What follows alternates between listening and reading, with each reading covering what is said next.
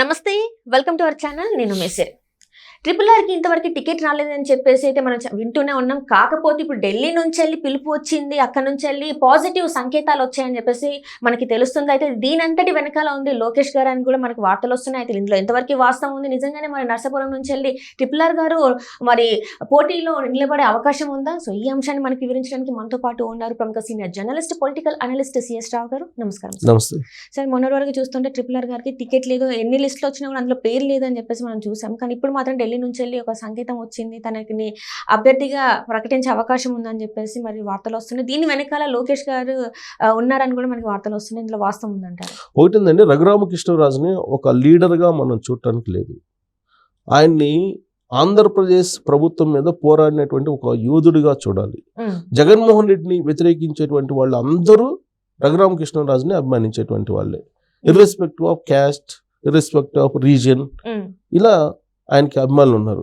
ఇంకోటి ఏంటంటే, ఆయనకి నర్సాపురం నుంచి అభ్యర్థిత్వం ప్రకటించలేదు కూటమి తరఫు నుంచి అని చెప్పి తెలియగానే విదేశాల నుంచి కూడా ఆయనకి మద్దతు పలుకుతూ ఆయనకి టికెట్ ఇవ్వాలి, ఎందుకు ఇవ్వలేదు అని చెప్పి ప్రెషర్స్ పెరుగుతున్నాయి. ఎవరి మీద?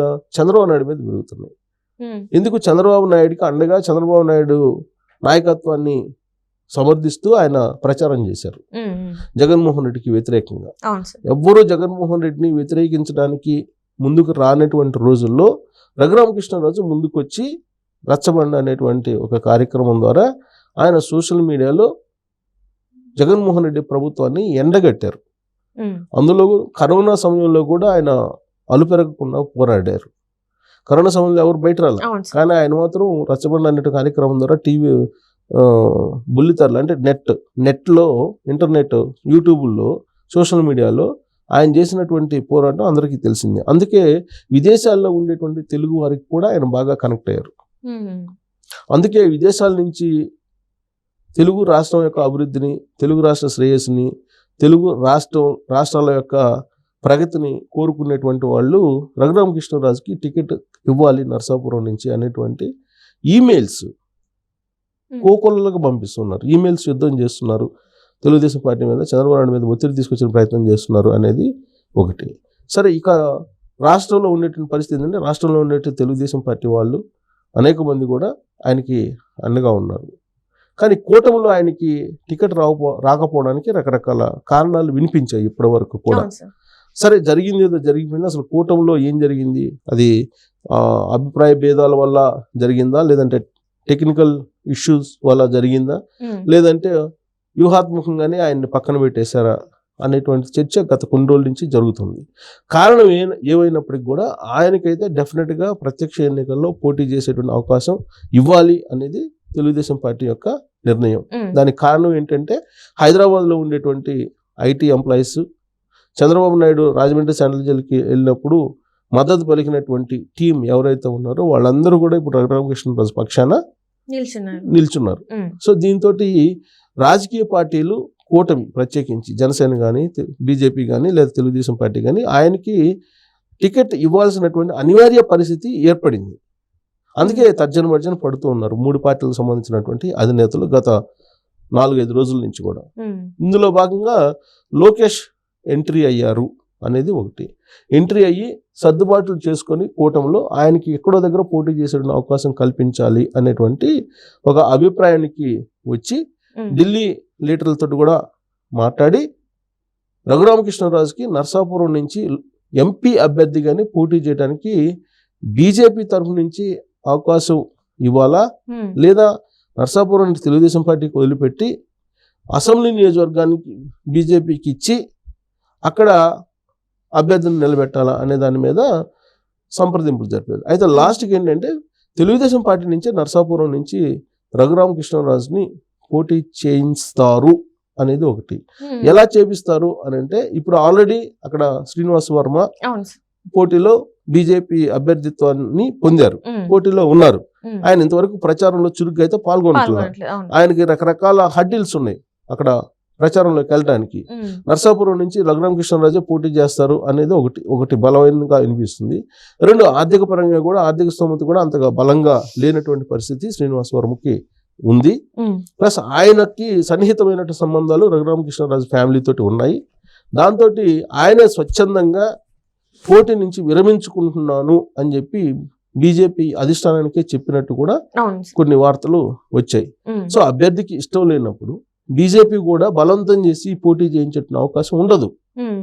సో స్వచ్ఛందంగా విరమించుకుంటున్నానని చెప్పి ఆయనే చెప్తున్నారు కాబట్టి, ఆయనే అలాంటి సంకేతాలు ఢిల్లీకి ఇచ్చారు కాబట్టి, ఇప్పుడు ఆల్టర్నేటివ్ అక్కడ రఘురామకృష్ణరాజుని నిల్చోబెట్టి శ్రీనివాసవరంకు ఒక అసెంబ్లీ సీట్ని ఇస్తే ఎలా ఉంటుంది అనే దాని మీద చర్చ జరిగింది. చర్చ జరిగినప్పుడు అటు బీజేపీ కానీ తెలుగుదేశం పార్టీకి జనసేన కూటమిలో జరిగినటువంటి అభిప్రాయాలు లేదంటే వాళ్ళ యొక్క ఒపీనియన్స్ ఏ విధంగా ఉన్నాయని అంటే, మనకున్నటువంటి సమాచారం మేరకు తెలుగుదేశం పార్టీ నుంచి నర్సాపురం ఎంపీగా రఘురామకృష్ణరాజుని పోటీ చేయించి అక్కడ బీజేపీని ఉండి నియోజకవర్గం నుంచి బీజేపీకి ఉండి అసెంబ్లీ నియోజకవర్గానికి ఇచ్చి అక్కడి నుంచి శ్రీనివాసవర్మని పోటీ చేయిస్తారు బీజేపీ అభ్యర్థిగా అనేది ఒక ఆల్టర్నేటివ్ చూపిస్తున్నారు. అయితే ఆల్రెడీ ఉండి నుంచి ఇప్పుడు శివరామరాజు అనే అతను ఒక బీజేపీ తెలుగుదేశం పార్టీకి ఉన్నాడు, అభ్యర్థి ఉన్నాడు, ఆయన బలమైనటువంటి అభ్యర్థి. అయితే అతనికి ఎమ్మెల్సీ ఇచ్చేలాగా అతను ఒప్పించేసి ప్రత్యక్ష ఎన్నికల నుంచి తప్పించేసి ఎమ్మెల్సీ ఆఫర్ చేసి అక్కడ ఈ శ్రీనివాసవర్మని పోటీ చేయిస్తాము అనేటువంటి ఒక ఆప్షన్ తీసుకొని అది ఢిల్లీ పెద్దలు చెప్పినట్టు ఆ ఢిల్లీ పెద్దలు కూడా దానికి అంగీకరించారు అని చెప్పి తెలుస్తుంది. సెకండ్ ఆప్షన్ ఏంటి, ఉంగుటూరు.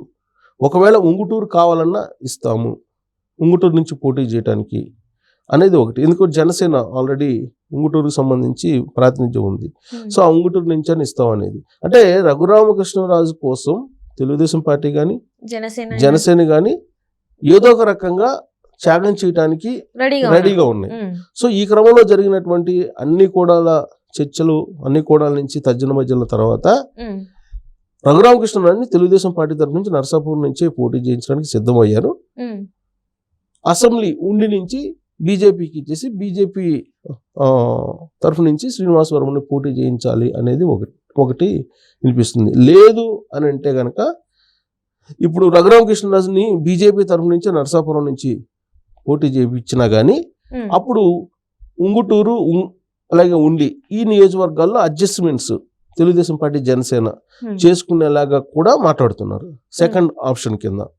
అంటే బీజేపీ నాకు కాదు, మాకు బీజేపీ నర్సాపురం నుంచి కావాలి, ఖచ్చితంగా కావాలి అని బీజేపీ కనుక అనుకుంటే, లోక్సభ కావాలనుకుంటే అక్కడి నుంచి రఘురామకృష్ణరాజుని బీజేపీ తరఫు నుంచి పోటీ చేయించి ఉండి లేదంటే ఉంగుటూరు అసెంబ్లీ నియోజకవర్గాల్లో ఏదో ఒక దాన్ని త్యాగం చేయడానికి తెలుగుదేశం పార్టీ జనసేన మ్యూచువల్గా ఒక అండర్స్టాండింగ్ వచ్చాయి అనేది తెలుస్తుంది. కాబట్టి రఘురామకృష్ణరాజు అభ్యర్థిత్వం అనేటువంటి కథ దాదాపుగా సుఖాంతానికి వచ్చింది అని చెప్పి మనం భావించడానికి అవకాశం ఉంది. ఢిల్లీ నుంచి కూడా సంకేతాలు వచ్చాయి.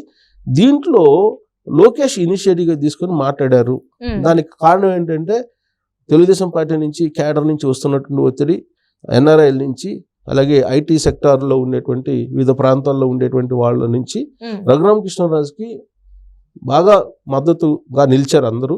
సో ఇంతమంది అభిమానం ఉన్నప్పుడు ఆయనకి టికెట్ ఇవ్వకపోవడం అనేది కరెక్ట్ కాదు అనేది ఒక యాంగిల్.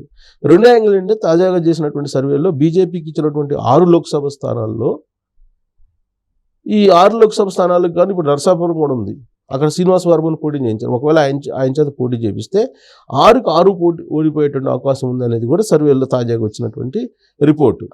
సో ఇవన్నీ పరిశీలించిన తర్వాత, సర్వేలను కూడా అధ్యయనం చేసిన తర్వాత రఘురామకృష్ణరాజుకి నరసాపురం నుంచి బీజేపీ కావాలంటే బీజేపీ తరఫు నుంచి లేదా తెలుగుదేశం పార్టీ తెలుగుదేశం నుంచి పోటీ చేయించే అవకాశం ఉంది. బీజేపీ ఆల్మోస్ట్ దీనికి సంబంధించినటువంటి సర్దుబాటుని జనసేనకి తెలుగుదేశం పార్టీని అప్పచెప్తూ ఒక నిర్ణయం తీసుకుందని చెప్పి కూడా తెలుస్తుంది బీజేపీ అధిష్టానం. కాబట్టి ఆయన బీజేపీ నుంచా లేదా తెలుగుదేశం పార్టీ నుంచా అనేది ఫైనల్ కాబోతుంది రేపు మాపు. నరసాపురం నుంచి మాత్రం ఆయన లోక్సభ నుంచి పోటీ చేయబోతున్నారు అనేది మనకి తాజా అప్డేట్ అది. Right sir, right. Thank you so much. Thank you.